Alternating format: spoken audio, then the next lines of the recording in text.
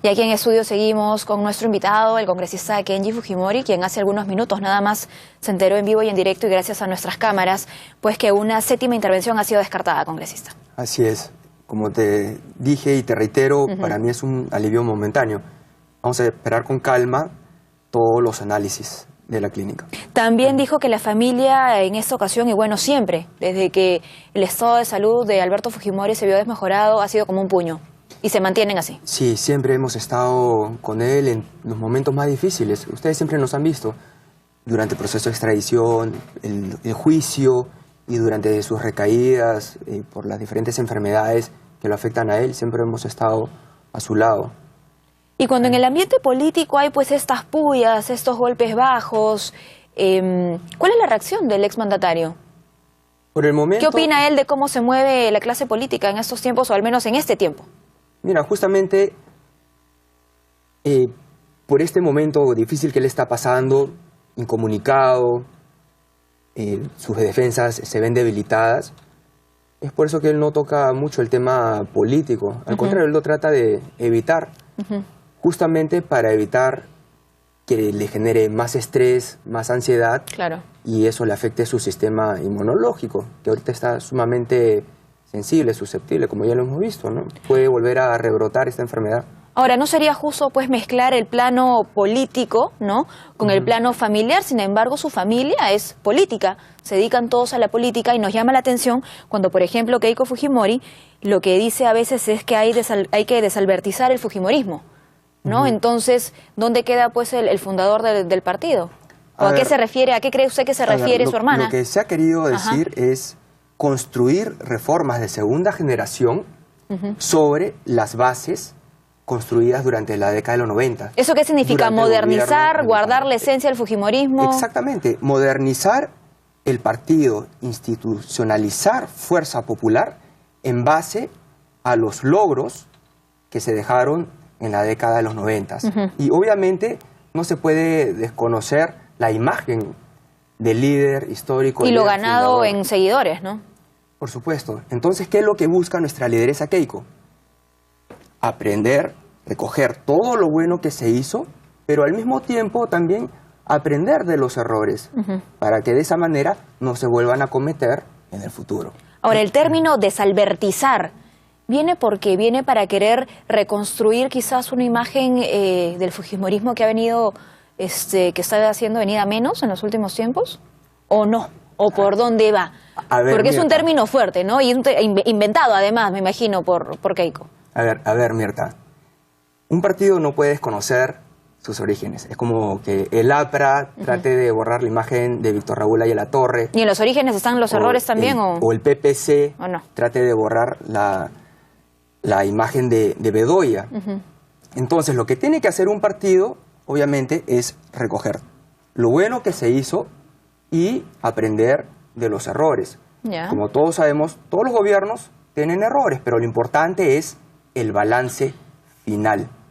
Si tú me hablas del gobierno de mi padre, del balance final del gobierno de Alberto Fujimori, ¿cómo lo recibe y cómo lo deja? Es un país totalmente viable, la economía en azul, en positivo. Entonces el balance es ampliamente positivo. Pero le repito la pregunta, ¿ese término busca qué? O sea, ¿qué es lo que busca? ¿Mejorar la imagen del partido ante el ciudadano de a pie? Modernizar el partido, porque el contexto de los 90 es diferente al actual.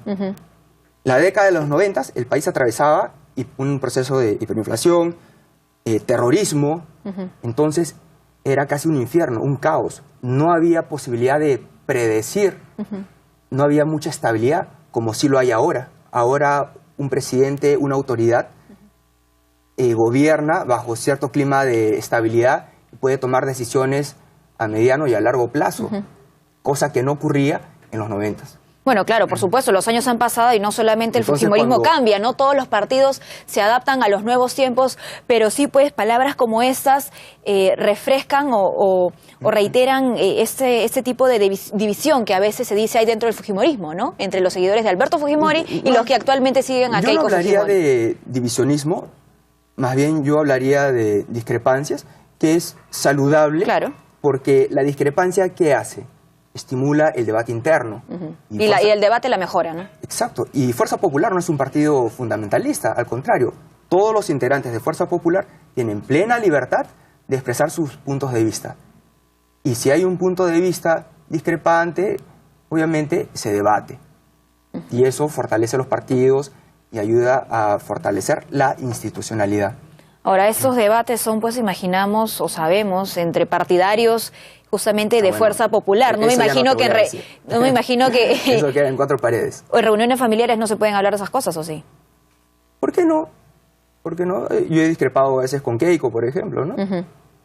¿Y su padre ha sido parte también de esas discrepancias?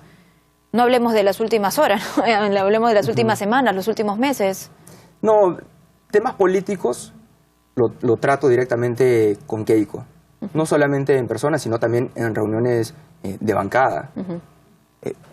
Yo soy congresista, pertenezco a la bancada que ella dirige. Por supuesto, que ella preside. Claro. ¿Alberto Fujimori habla de política con usted? Ya te he dicho que por el momento él evita tocar esos temas justamente para que no se le eleve sus niveles de estrés, de ansiedad. Entonces lo que nosotros tratamos de controlar es su nivel de ansiedad para que eso no le afecte su sistema inmunológico.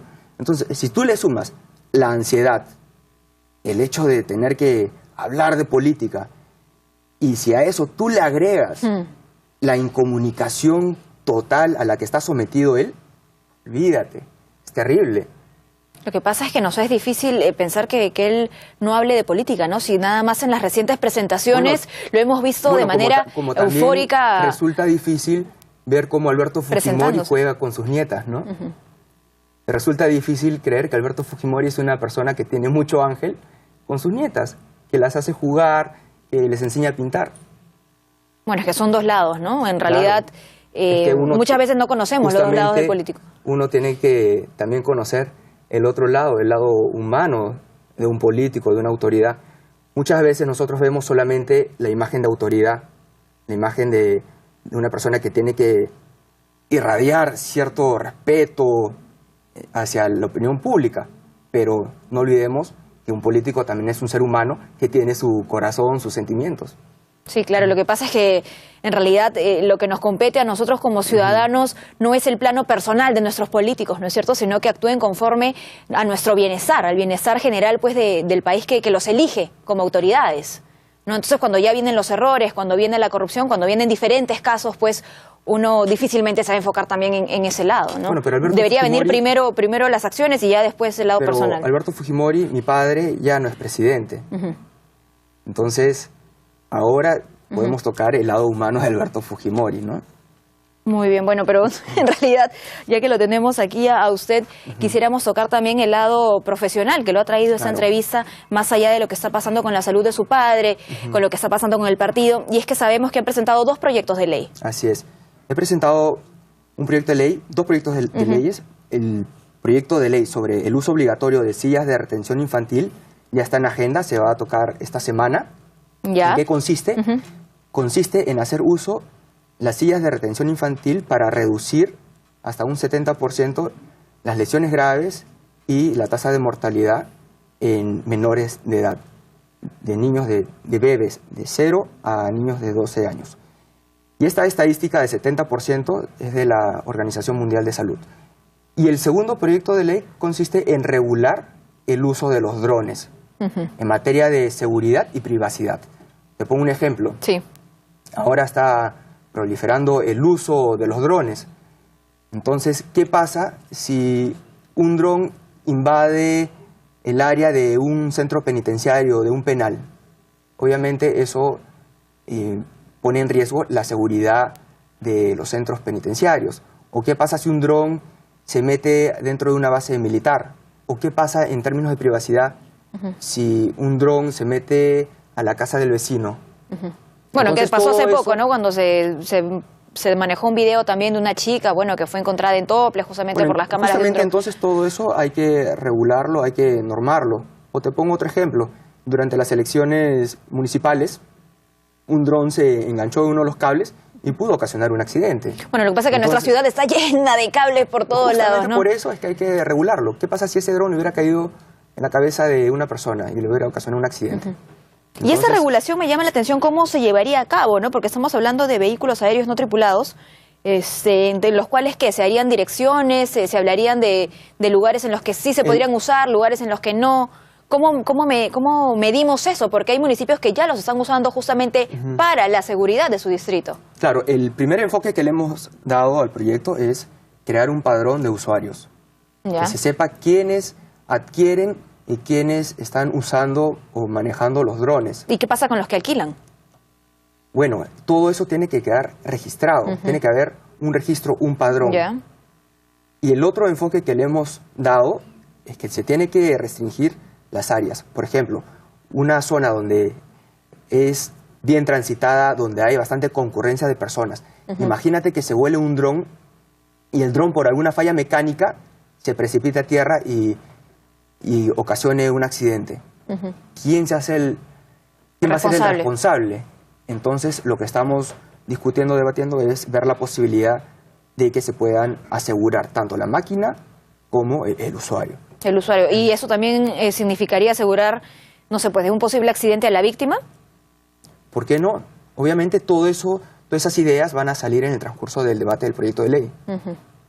Ahora, el otro proyecto de ley, que es bueno el que justamente busca proteger, a los niños de 0 a 12 años, estas sillas, para tener una imagen más clara de cómo funcionarían, cómo serían para transporte público, también para privado. A ver, te explico. Este sistema de uso de sillas de retención infantil ya se usan en otros países con carácter obligatorio.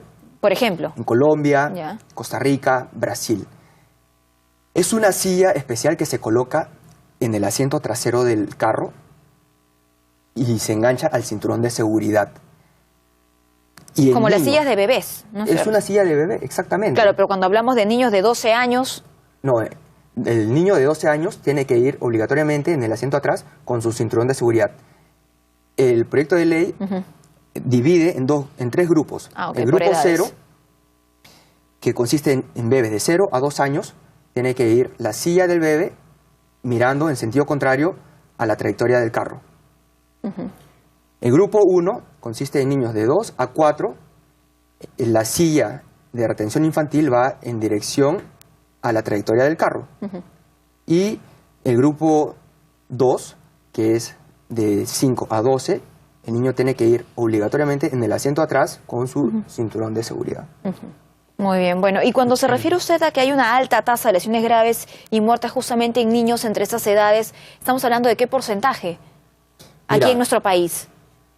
Las estadísticas han ido en aumento. Uy, perdón, congresista, disculpe que lo interrumpa, vamos a seguir con usted, pero justamente en este momento está hablando el abogado del exmandatario Alberto Fujimori. Escuchamos. Exámenes posteriores. Así es, Mirta, el abogado William Paco Castillo acaba de salir de visitar a Alberto Fujimori. Escuchemos sus declaraciones.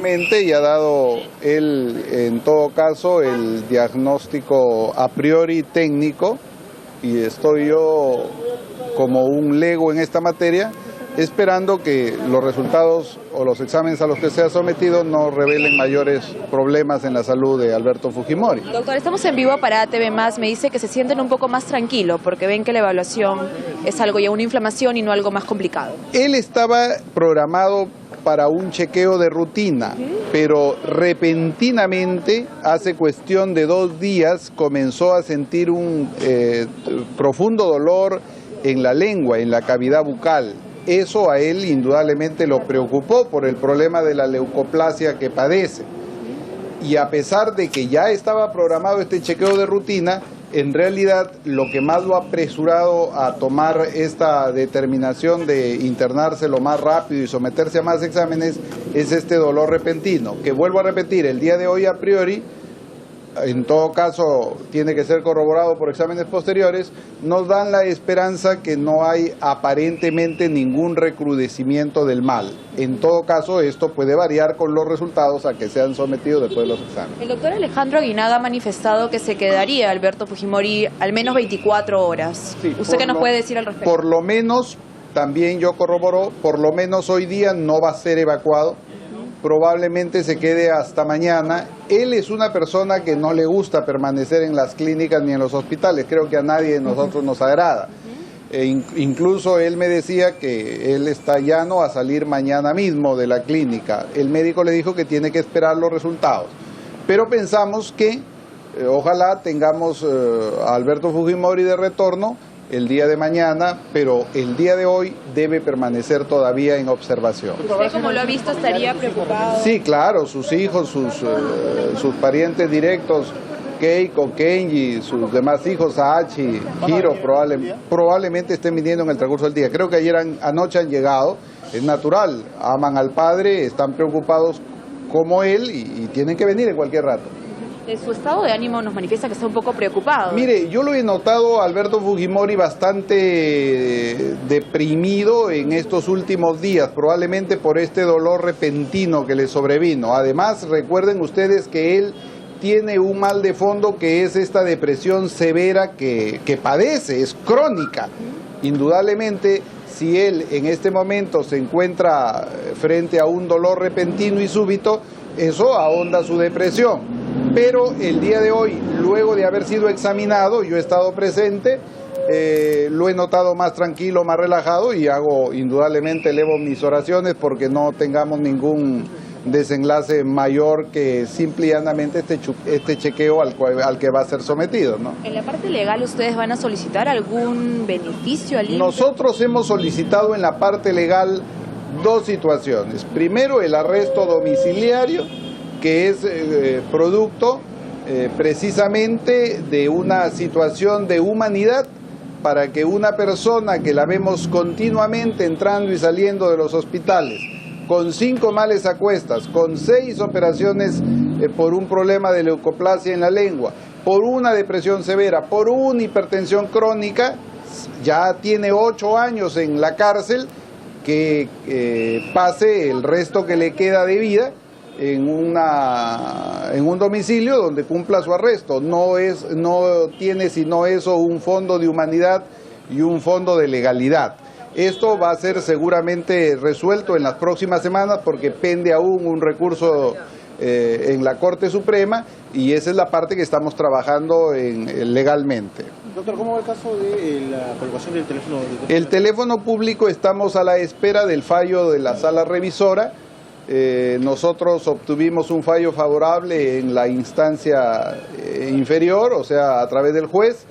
Sin embargo, llama la atención que hasta el día de hoy ni la directora del establecimiento penal ni su jefe directo y obviamente de máxima jerarquía, como es el señor Guadalupe, haya hasta el día de hoy ordenado la reposición del teléfono. Esto tiene que llamarnos la atención. Estoy con callos en la garganta tratando de decir siempre lo mismo frente a una situación que es de impasibilidad y de inhumanidad.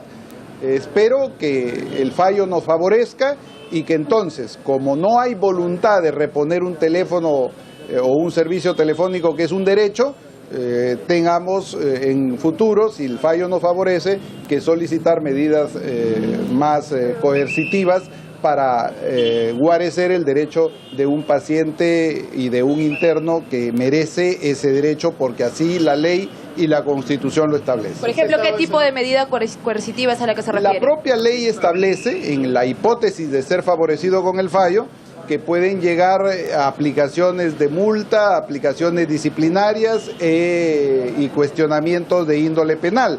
Porque si alguien no cumple un fallo judicial, imagínese usted, está cometiendo delito porque desafía el orden público. Así no le podemos exigir a nadie que cumpla con la ley. ¿Para qué se han hecho las leyes? ¿Para violentarlas? No, se han hecho para cumplirlas. Y si un juez ha ordenado un fallo y el funcionario no lo cumple, entonces ¿para qué están los jueces, no? Perfecto. Okay. Muchísimas gracias por las declaraciones que ha tenido. Es el abogado de Alberto Fujimori, William Paco Castillo, que, como hemos escuchado, ha manifestado que continúan con el pedido del arresto domiciliario y que sería resuelto en las próximas semanas. Es la información que tenemos. Seguimos contigo en estudios. Muy bien, Cintia, muchísimas gracias por esta información y tenemos información en vivo y en directo también desde Canadá. Y es que a metros del Parlamento de Ottawa nuevamente se escuchan tiros.